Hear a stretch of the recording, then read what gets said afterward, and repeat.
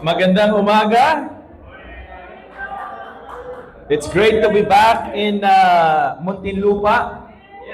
I must say, medyo may trauma kasi ako pag pupunta ako ng Muntinlupa.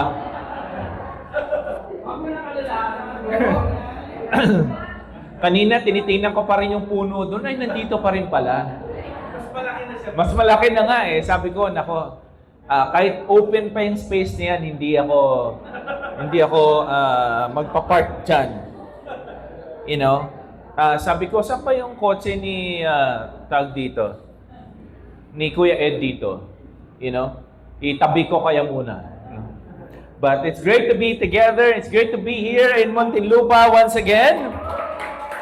Kami ni Ate Susan ay nagagalak na muli magkita-kita at makasama po ang pamilya dito sa ICOC Muntinlupa. Nais ko lang pasalamatan ang bawat isa ngayong umaga dahil sa dami man po ng mga pangyayaring nagaganap sa bansa natin, nandito pa rin tayo para mag-worship kay God. Amen? Hayaan mo na sila. At least dito na sa third floor tayo, hindi tayo babahain. Amen?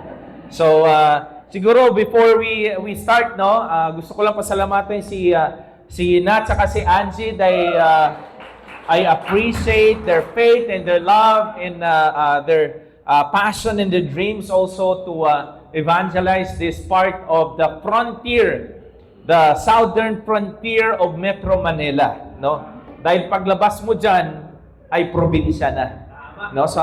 Malapit na kay sa probinsya, no? Malapit na. So, at buong leadership also, palapakan natin naman yung ating worship team na nag-lead ng songs dito. You know, naisip ko kanina, ano ba to? Mercurio Church? No? Nandito lahat ng mga wala pa yung dalawa dito. You know? So, but awesome is, you know, and that's awesome about being in the kingdom. Pamilya talaga. Amen? Pasensya na, hindi ko, Kuya, ano pong name nyo? Edward, si Kuya Edward. Pakyat sa dito, buong pamilya lang, hindi lang pamilya, yata barangay dala niya kanina. So parang, wow, awesome. Si Edwin, no, yun. So, awesome. Ako, proud ako, you know, na maging part ng pamilyang ito, you know, sa ICOC Philippines. Dahil, I've been a Christian for ilang years na ba ngayon? 32 years? Ano? Hindi. 93 ako eh. So, pasensya na. 35? 32. Tama, 32. 32 years. Alam mo kasi pag medyo, you know, bumabata ka, medyo hindi mo pa alam yung mga bagay-bagay. Pag bata ka pa, di ba? You know, so ganun talaga nangyayari. At muli, magandang umaga mga kaibigan at mga pamilya. You know, maybe some of us nandito, you know, been attending this church in ICOC Muntinlupa for quite some time. Maraming salamat for being here. At masayang-masaya kami na makasama kayo ngayong umaga. Ngayong umaga, nais ko lang ibahagi yung mensaheng ito, especially doon sa mga searching for their faith. Searching for answers. Searching for peace in their lives. Searching for directions. Or maybe something more about in life. So, nais kong imbitahan ng bawat isa ngayong umaga, kagaya ng invitation ni Jesus sa pag-usapan nating passages ngayong umaga, na in-invite ni Jesus to follow Him. And my prayer is that today will be helpful for you. So, before we continue, please join me in a word of prayer. Panginoon, magandang umaga. Napakasarap lamang gumising at alalahanin na itong araw na ito, magsama-sama kami para sambahin kayo. Para dakilain kayo at alalahanin, Panginoon, ang inyong kabutihan, ang inyong pagmamahal, ang inyong awa, ang inyong grasya, at inyong mga biyaya, God, na pinagkaloob sa amin sa buong buhay namin. At alam po namin, hindi man lahat naging maganda ang mga pangyayari sa buhay namin, nais pa rin naming magpasalamat sa inyo dahil ito po ay bahagi ng journey namin sa inyo, Father. At minsan sa mga pagkakataon na kami ay nandun sa mga sitwasyon na hindi po namin alam kung ano gagawin, palaging nandyan po kayo na nagpapaalala sa amin na nandito lang ako at mahal ko kayo at alalayan at gabayan ko kayo. Maraming salamat po sa inyong pagmamahal sa amin. At nawa sa umagang ito ay makita po namin ang nais niyong iparating at ipadama at isapuso ng bawat isa sa amin. Tinataas po namin itong serbisyo na ito sa inyo sa pangalan ni Jesus. Amen. Ito po yung aking pamilya. Kung kilala niyo niya si Patrick, no, sa Involved. Kilala niya, he's all over. So, yung daughter namin, si Julia, 15 years old na siya. Hindi na namin sila kasama kasi may sarili ng buhay silang dalawa.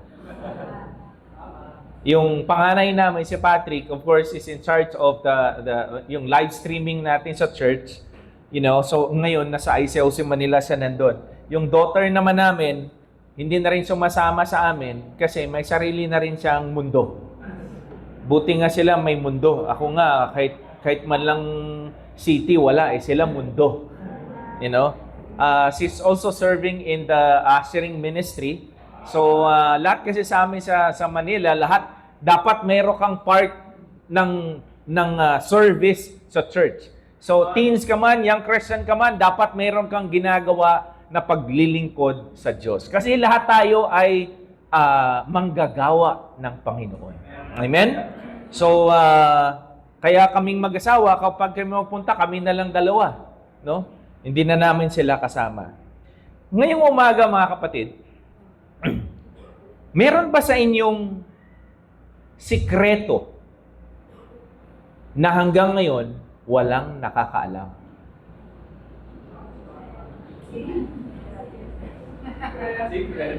Secret nga di ba? Kaming mag-asawa, pagdating sa, kunyari, sa election, no? Nangyari election last year, no? May mga politicians ba dito? Huwag kayong mag-alala.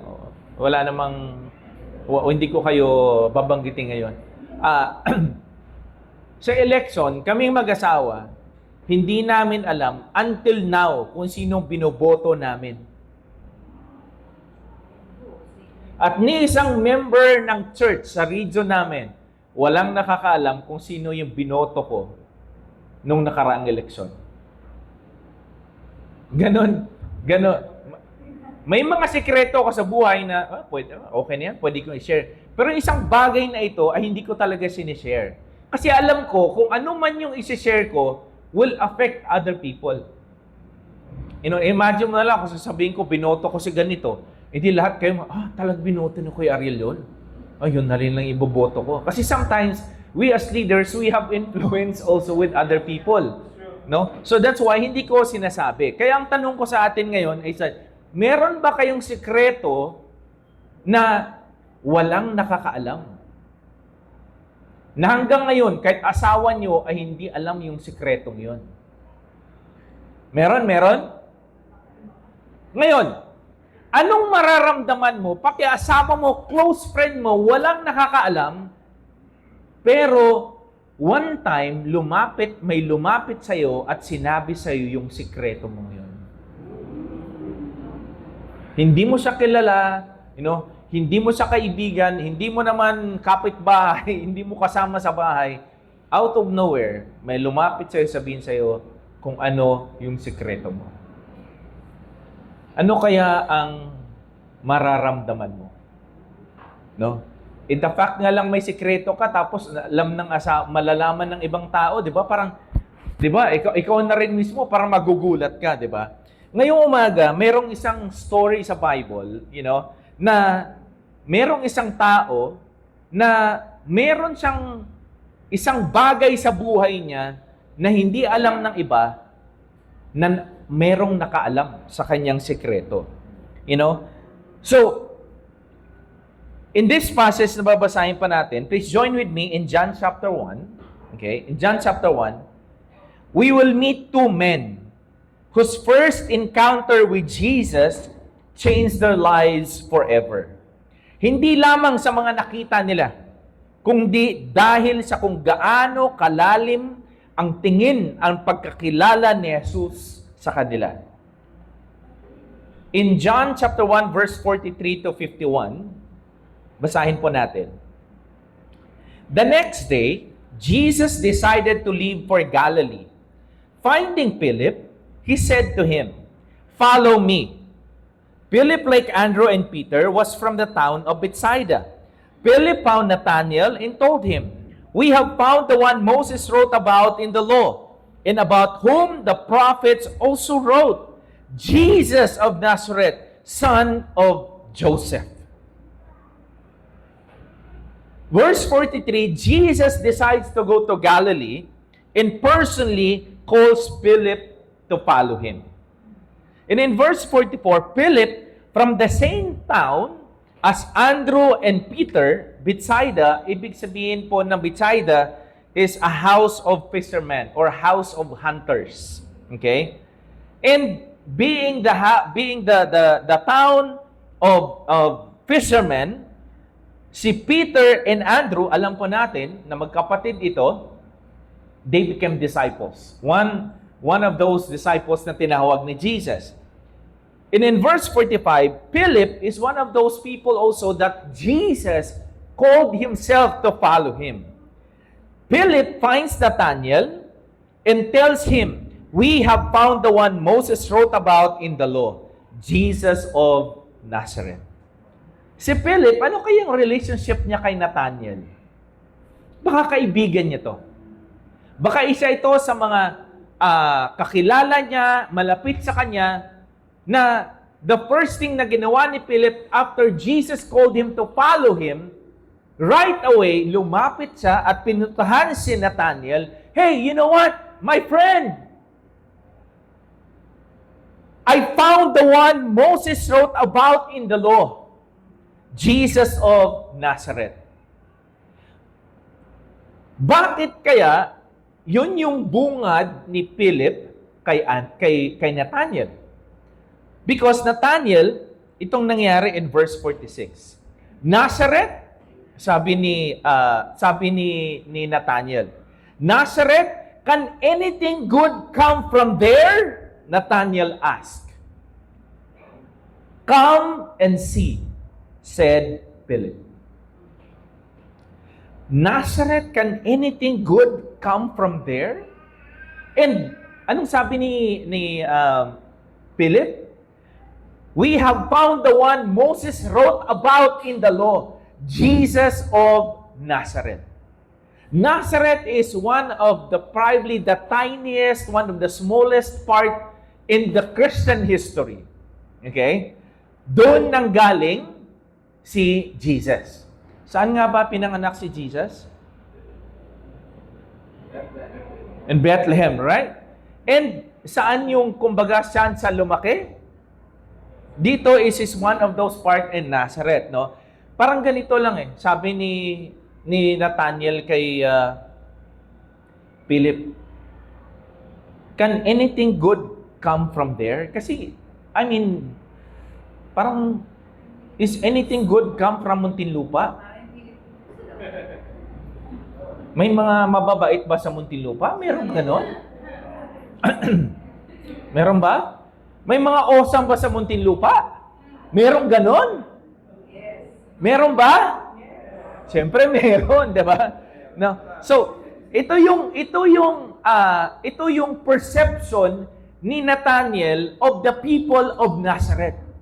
There's really no good people will come out from there. Pero instead na sabihin ni Philip sa kanya, "Anong pinagsasabi mo diyan?" 'Di ba? Alam mo, si Jesus ito, Instead, ang sabi ni Philip sa kanya, "Come and see." Nathanael is skeptical. Can anything good come from Nazareth? Philip simply says, "Come and see." This shows his prejudice against the small, seemingly insignificant town called Nazareth. However, he is willing to go and come and see at Philip's calling. Sometimes, mga kapatid, the best answer to people who are skeptical, cynical, or probably negative is to borrow from Philip's answer to Nathanael, "Come and see." And that's the title of my lesson sa ating ngayong umaga. Come and see. In John 1 verse 43 to 51, it says here also, when Jesus saw Nathanael approaching, okay? So, nangyari, sabi ni Philip, "Come and see." So, pumunta naman si Nathanael. Probably na-curious si Nathanael. Nababasa niya lang si Jesus from the book. At that time, they don't have the New Testament yet. Okay? So, all they have is the law. The first 5 books of the Bible. Yun lang meron sila. No? So, nababasa pala nila doon, sa Old Testament pa lang, yung sinasabi na si Jesus will be coming later on from the book of Moses. Now, excited probably, sa curiosity, si Nathanael na pumunta. Now, when Jesus saw Nathanael approaching, he said to him, first time pa lang nila makita, "Here truly is an Israelite, in whom there is no deceit." "How do you know me?" Nathanael asked. Jesus answered, "I saw you while you were still under the fig tree before Philip called you." When Jesus sees Nathanael, he says, "Here truly is an Israelite in whom there is no deceit." This is a very rare compliment. And by the way, mga kapatid, this is Jesus. Imagine mo yung kaba ni Nathanael nung sinabi ni Jesus, "Here is truly an Israelite with no deceit." Ano kayang naramdaman ni Nathanael at that time nung sinabihan niya, "Wow, no deceit? Wow, a true Israelite? Wow, that's a very awesome compliment." Di ba? No deceit. Kaya ang tanong kaagad ni Nathanael, "How do you know me?" First time lang tayo nakita. Kaya ang tanong ko kanina, meron ba kayong sikreto na walang nakakaalam, out of nowhere, may nagsabi sa'yo, "Hey, alam mo, ikaw ang tunay na Israelite at wala kang," deceit sa Tagalog? Walang pagpapanggap, walang kasinungalingan. Oh, it's almost perfect. 'Di ba? Kaya ang tanong kaagad ni Nathanael, it's not because of what Jesus said about him, pero bakit? Paano mo ako nakilala? At ang sabi ni Jesus, "I saw you while you were still under the fig tree before Philip called you." Jesus calls him a true Israelite, or Israelite indeed. And Jesus also notes that he is a man of integrity without deceit. This is a high commendation, mga kapatid, especially kung i-consider natin ang history ng Israel. Israel is not a perfect nation. Israel actually, kung titingnan mo yung patriarch ng Israel, kilala si Jacob as what? A deceiver. And Jesus calling si Nathanael a true Israelite with no deceit. Wala pa akong ibang ganito ang description ni Jesus sa isang tao. Kahit kung titingnan mo ang history nila, even si Jacob was known for being a deceiver. A very rare compliment, especially sa panahon na maraming mga religious leaders during the time. Maraming hindi lang religious leaders, but marami pang mga false teachers, kagaya ng mga Pariseo, kilala bilang mga religyoso, pero sa loob ay mga ipokrito naman. Jesus is saying that Nathanael is a genuine, honest person who is open to the truth. A person who truly embodies the character God intended for His people.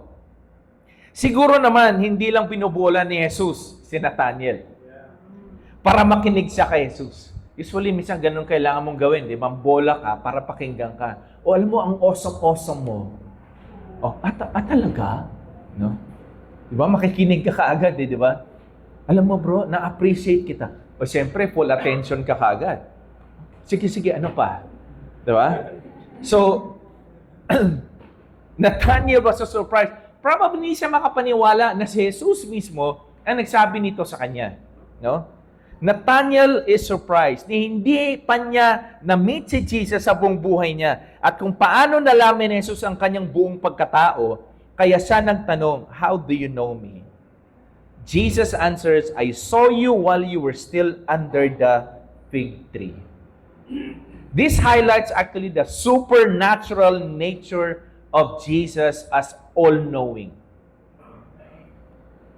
The phrase, "under the fig tree," you know, yung phrase niya sinasabi dyan, "I saw you while you are under the fig tree." Nasa fig tree siya. Ang ibig pong sabihin nito, kapag nasa fig tree ka, is thought to refer to a place of private meditation. A place where you study scriptures. Kasi noong una, wala pa silang library, wala pa silang, this is where, under the trees, that is where they study the scriptures.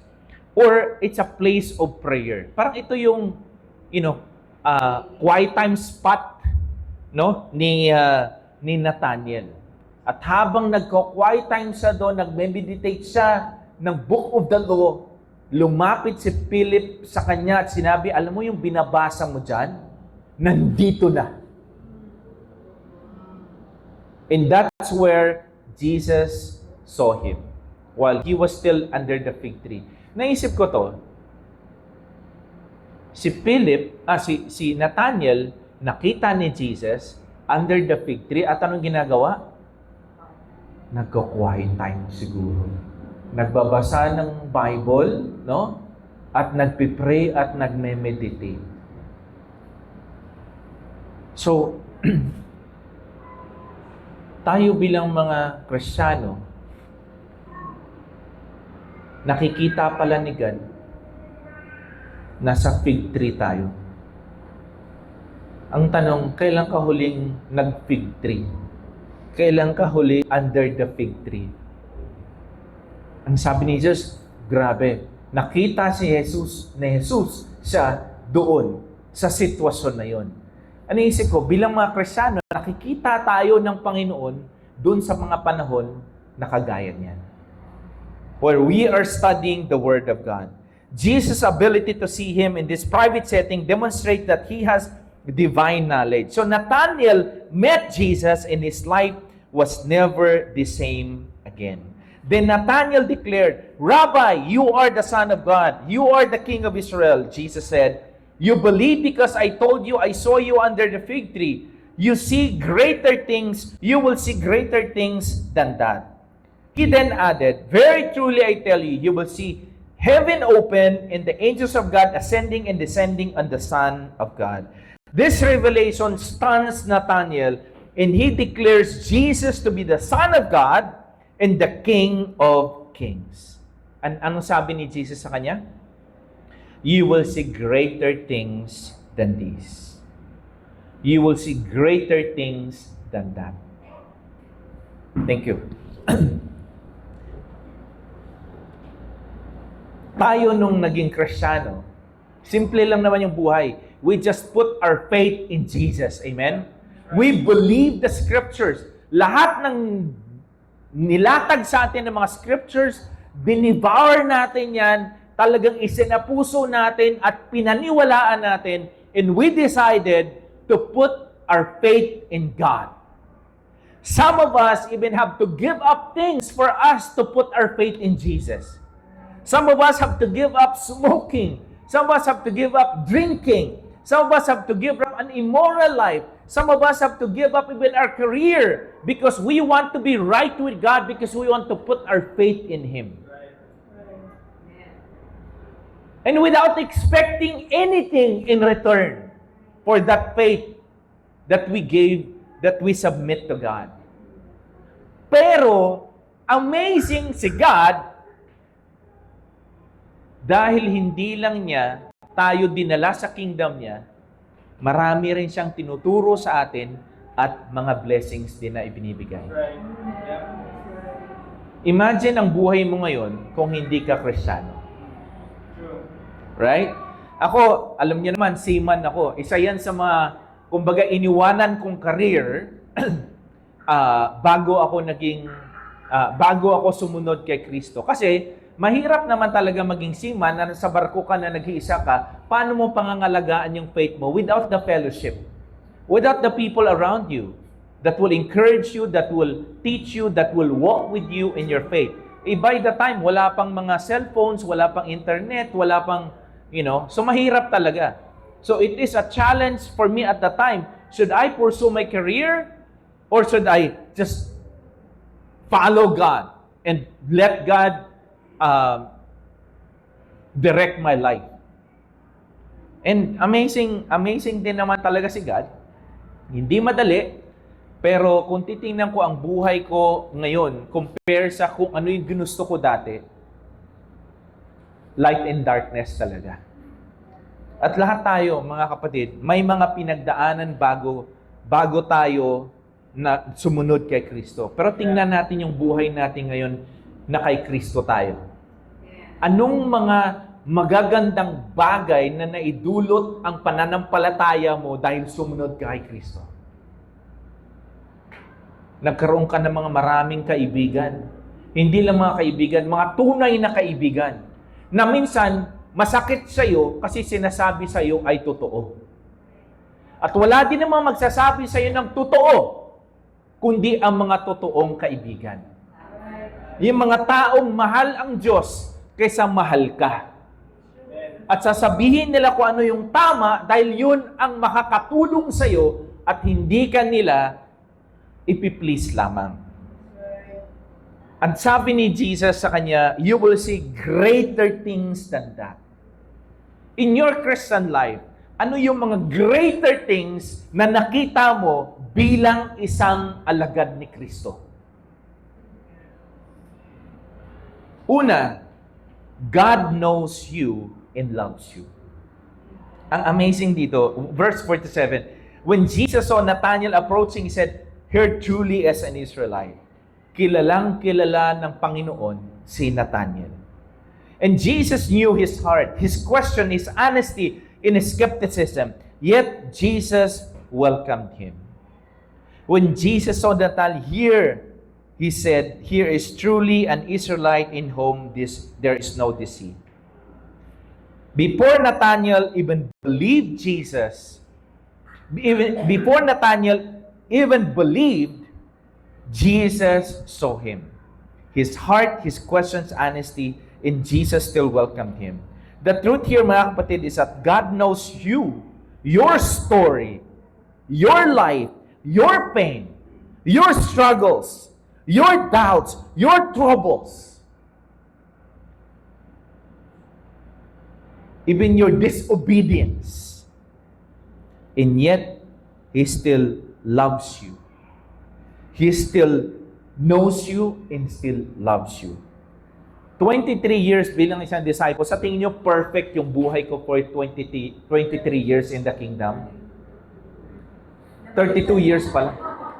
32 pala. Ang dami ko rin pinagdaan ng struggle sa buhay. Bilang isang disciple, may mga leadership dito, leadership yan, natanggal dito, natanggal doon. Pero at the end of the day, mga kapatid, kung pagsasamahin mo, sumahin mo pa rin ang lahat, mas nangingibabaw pa rin yung power ni God sa buhay mo. Because being in the kingdom is not about physical blessings, but more of a spiritual blessing. That one day, we will be with God in heaven. So I hope that we will find encouragement in this verse here, that God knows you and still loves you. So regardless, no matter kung ano yung pinagdadaanan mo, kung anong struggle mo, bago ka pumasok dito sa kwartong ito, take note na mahal ka pa rin ng Diyos. Mahirap bang paniwalaan yun? Paano mahal ako ng Diyos? Tingnan mo man nangyayari sa buhay ko ngayon. Puro na lang problema. Paano mo mapakita? Paano mo makikita yung love ni God doon Lahat na lang yata ng problema nung bumuhos sa akin napunta lahat. Yung kapitbahay ko na hindi naman disciple, bakit parang mas masaya pa siya kaysa sa akin? Spiritual blessings is not so much of the physical ones, but it's a spiritual one. God knows your story, mga kapatid. You don't have to be a good person to come to God. Just come and see it for yourself. Just come as you are. Hindi mo kinakailangan mag-pretend. Hindi mo kinakailangan magpaka-spiritual para lumapit sa Diyos. Minsan kasi, di ba, may mga attitude tayo na, hindi ako okay ngayon kaya hindi mo na ako magpipray. Hindi ako okay ngayon, hindi ka muna ako magbabasa ng Bible. Hindi ako lalapit kayo kasi baka galit sigat sa akin kasi hindi nga ako okay. Alam mo, it was at that moment mas dapat kang lumapit sa Diyos. Dahil mas masarap, mga kapatid, actually, mas ramdam mo si God kapag struggle ka tapos lumapit ka sa Kanya. Kapag awesome kasi yung quiet time mo, wala lang. Diba? Masaya lang. Pero kapag struggle ka, damdam mo Damang-dama mo si God diba? Damang-dama mo yung presence niya Galit na galit ka na, pero at the end of the day, sabi mo, God, pero alam, di tama pa rin ang pusong ganito Diba? Nasubukan mo ba yun na sama ng loob mo? Masama ka ng loob, kunyari kay Nats? Tapos nagpipray, God, sinusumbong mo si Nats sa prayer mo. God, alam mo, si Nats, hindi ako pinansin, hindi ako talaga express niya kay God.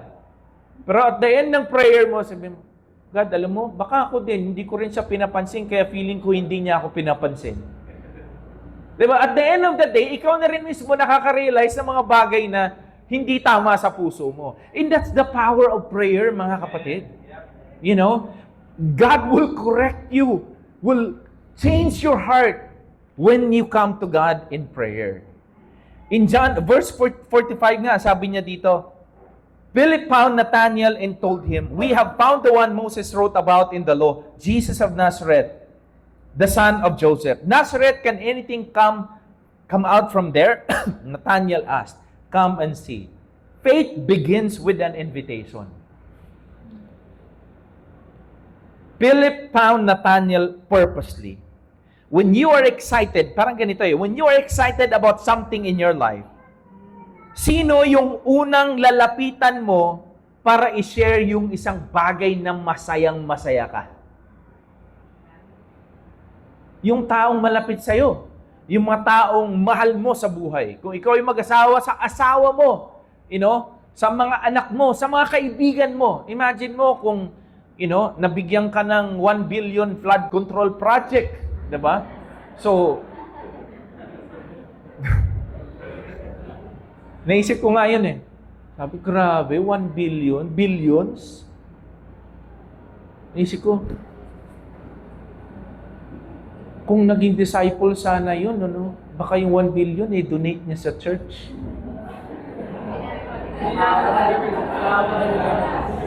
Hindi tayo dito sa building na to, di ba? Pero, naisip ko naman, imagine mo, kung disciple yun, tapos member ng ICOC Muntinlupa, tapos, sino nagtuturo sa'yo ng ganyang klaseng pag-uugali? Diba? Imagine mo yon. Tapos sabihin, are you part of a church? Ay, opo. ICOC Muntinlupa. Sinisip ko, di bali na wala tayong billions. Di bali na ganito lang tayo. At least tama ang puso natin. Amen? At least sa harapan ng Diyos, malinis ang ating konsyensya. Amen, mga kapatid? So kung may mga bagay na excited tayo sa buhay natin, ibahagi natin sa bawat isa. Itong palaging sinasabi ko, let's be generous with one another. Hindi lang generous pagdating sa pera na mag-aabono kagaya ni Kuya Ed. Diba? Pero yung generous tayo sa bawat isa ng encouragement. Minsan kasi generous tayo sa mga hindi maganda. Alam niyo kung bakit? Minsan kasi mas madaling makita yung mali kaysa sa tama. You know? Kahit gumawa ka na ng 10 tama, meron lang isang mali, mas focus pa yung isang maliit na yun. Diba? Bilang isang pamilya, mga kapatid, tama yung scripture na yung kanina ko Ed. You know, love one another as I have loved you. That is the command of God, mga kapatid. So, there's always somebody that you wanted to share those excitement. Si Philip is called by invitation. What did Jesus say? Follow me. Nathanael was called by a revelation. Sabi ni Jesus, I saw you. Philip didn't argue with Nathanael. He just invited Nathanael to experience Jesus for himself. Faith begins with an invitation, mga kapatid. Lahat naman tayo dito na-invite sa church, di ba? Tama ba? So lahat naman tayo na-invite dito. No? So, kaya nandito tayo ngayon, we were invited. So I think my question is, when was the last time you invited somebody to church? You know, the other Sunday, by Bible Talk yung service namin. So, undecided yung group namin sa Bible Talk na doon tayo sa isang lugar na matao para we can share our faith before our Bible Talk worship service. So, may isang couple kami doon na pumunta sila ng maaga doon, kasama yung 2 anak nila, and they share their faith. They invited people around, you know, to come to our church. Walang dumating ni isa. But you know what? Ang importante doon na bago ang puso ng couple na ito. Sabi niya, ang sarap pala mag-share ng faith. Nakaka-encourage na ipakita ko yung QR code sa kanila tapos sine-check nila yung church website natin.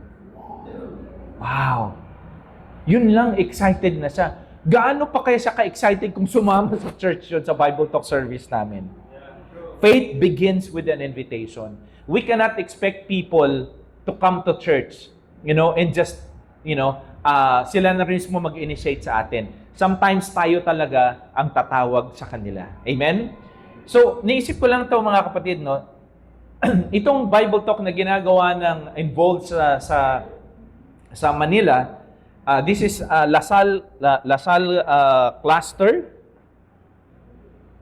Ay, check. Ayun. Wow, high-tech to You know, itong LaSalle cluster at saka yung TAF cluster na ito, merong mga hindi lahat disciple, mga friends din nila, most of them. Lahat yan pumupunta sa Bible Talk because they were invited to come. Hindi lang dahil mayroong coffee or may milk tea doon. Actually, minsan, ginagawa nila, hindi kagaya ng campus ministry namin dati, sila pinapasaran nila yung coffee shop para lang mag-Bible Talk. Magkano pa ilang upuan yan dyan? Bilhin namin lahat ng upuan ng isang milk tea. So, kaya napapa-close nila for at least an hour.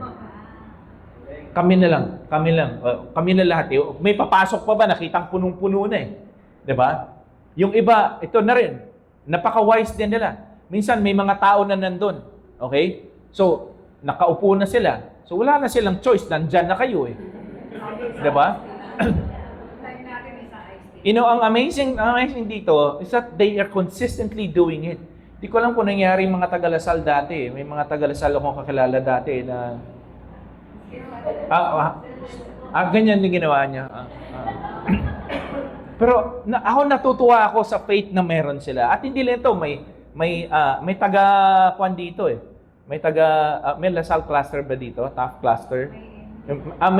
Merong seaside clusters. May mga taga-seaside clusters dito.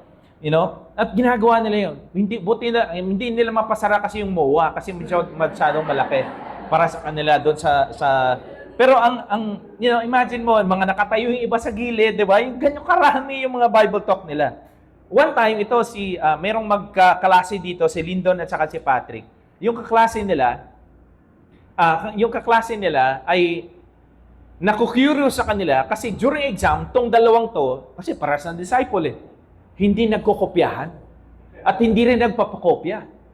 So yung mga klase nila, pag wala yung prof talaga, alam mo naman tayo dati, di ba?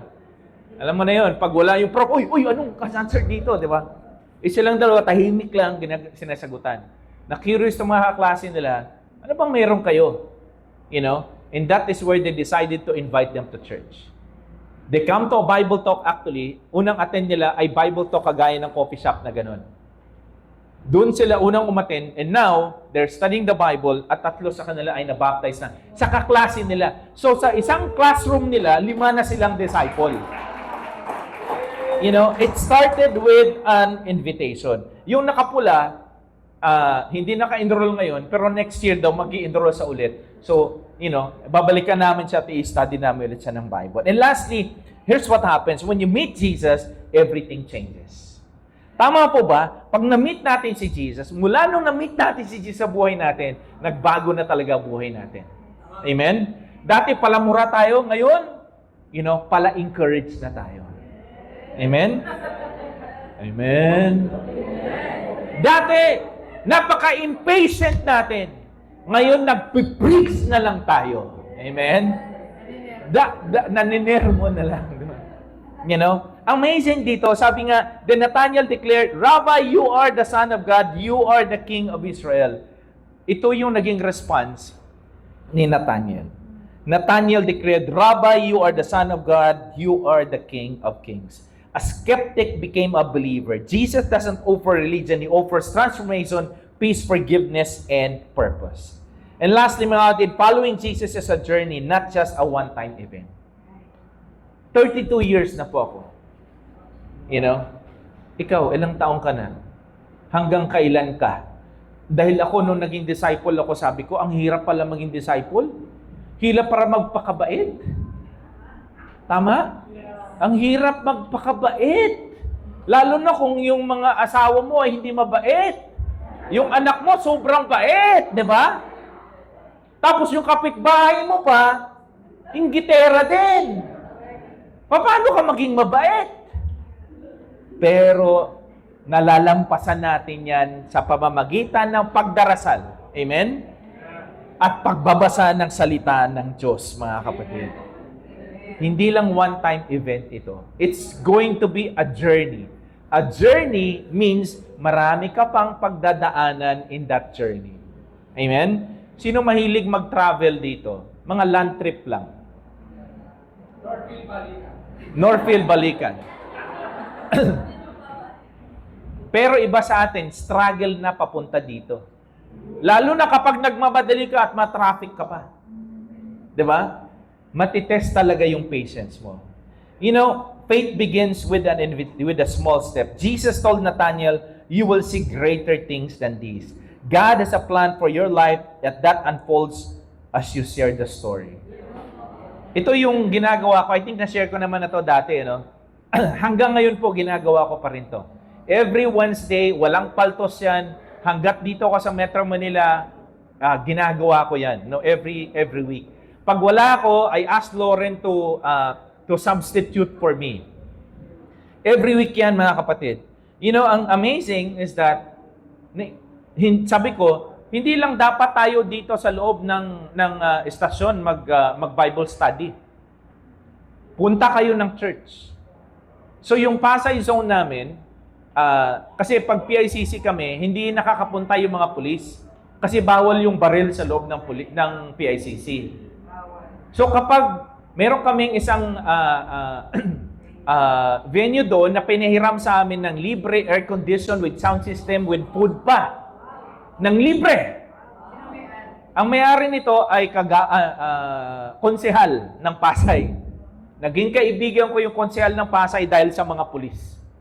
So, sabi ko, sir, baka pwede, kasi Christmas party ng mga pulis, sabi ko, okay itong venue nyo. Sabi ko, sir, baka pwede mo ako pakilala kay Consi. Baka pwede namin gamitin for worship service tong venue na. So, pinakilala ko ng mga pulis. So, mga pulis, alam mo, si Pastor Ariel, talagang binenta ako doon sa konsehal. Alam mo, si Pastor Ariel, siya, alam mo, every year, every week yan, nakasama namin talaga, tinuturuan na laki ng tulong sa amin ito. You know? At saka yan si Pastor Ariel, kahit nga minsan, binibigyan namin ng kahit ano yan, hindi niya tinatanggap. You know?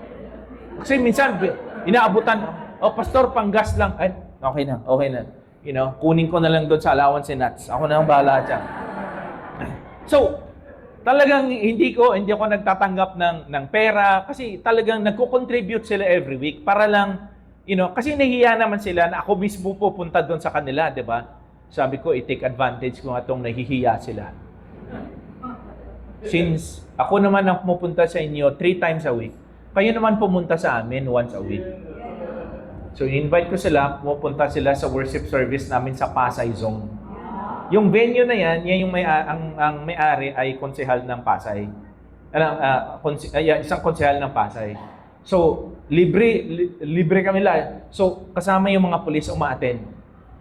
Tingnan mo, meron kayong, imagine mo, attend ka ng worship service.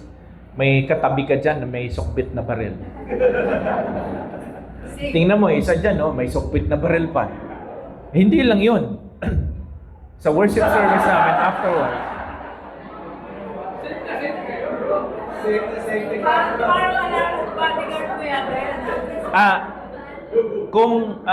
Kung sino yun? Sino yung napabalita lately na 90 yung bodyguards niya? Ako konti lang. Yan lang yung bodyguards ko. Every Sunday, safe na safe ako.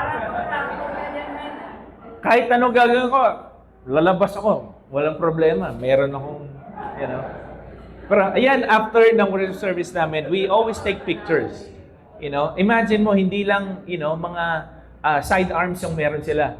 May mga long arms na kasama sila dyan na umaattend ng church. So, every third Sunday of the month, doon kami nagsuservice. So, kasama sila. May bodyguard. Yan. So, ako nakakatawa lang dahil sila ay every week pag may opportunity, actually yan sila bakit na may mga baril pa sila, naka-informe kasi naka-duty yung mga yan. Pero habang nagjo-duty sila, dumadaan muna sila doon sa church para mag-worship. Pero of course, on call kasi sila eh. Kaso lang, pag may nangyari nga lang na problema during our worship service, magugulo yung service namin kasi bigla magtatakbuhan yung mga yan. Like one time, pumunta ako doon sa stasyon nila sa Pasay. So habang nag-Bible study kami, nag-preach ako, biglang yung mga pulis na nakaupo dyan, siguro mga 30 sila mga almost 30 yan. Nakaupo sila lahat, tapos biglang may sumigaw sa labas. So lahat sila tumakbo sa labas. Kasi meron isang preso na nakatakas. Katabi lang namin yung kulungan. Kasi sa station nila kulungan, may isang nakatakas. Alam mo bakit nakatakas? Kasi yung bantay umalis kasi umattend ng squadding namin. Sabi ko, masisisi pa ako dito pag nakatakas yung hindi nahuli. Buti nilang nahuli nila. At pagkahuli nila, alam mo nangyari? Dinala doon sa harapan ko. Pastor, ito yun, no? Yung nahuli nila putlang-putla kasi tumakbo siya. Naisip ko lang talaga mga kapatid, it starts with an invitation. And I think as Christians, they need to see us. Sometimes we don't have to tell them our faith or what we have. Let them see what we have. At sa kanila nakikita nila yung church, nakikita nila kung gaano ka-warm, at nakita nila yung pagmamahalan talaga sa church. So mga kapatid, in closing here, no matter who you are or where you've been, Jesus invite you, come and see. Try faith, explore it, ask questions, seek Him, and you will find that God has been seeking you all along. Maraming salamat mga kapatid, and God bless you, and see you again next time.